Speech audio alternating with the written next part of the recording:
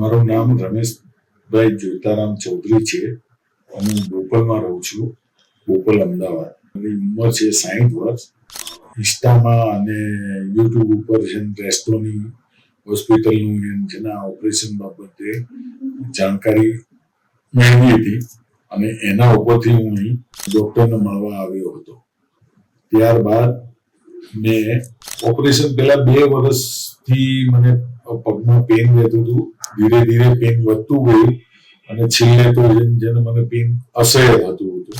આ સર્જરી કરવા માટે એટલા માટે વિચાર્યું હતું કે આની અંદર કોઈ ની રિપ્લેસ થતું નથી, બહારનો કોઈ પાર્ટ્સ અંદર નાખવામાં આવતો નથી અને કુદરતી રીતે આપણી નીનું ઢીંચણનું એને જાળવણી કરવામાં આવે છે, જેથી કરીને આગળ ફ્યુચરમાં જેને કોઈ આપણને તકલીફ ન રહે એ હિસાબે અમે આ ઓપરેશન કરાવ્યું છે. ગયા મહિનાની 16 તારીખે ઓપરેશન કરાવ્યું અને મને મહિનો થયો છે ઓપરેશનનો.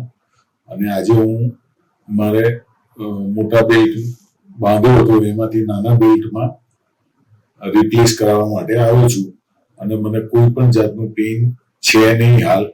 ઓપરેશન કરાયા પછી ઘણું સારું છે.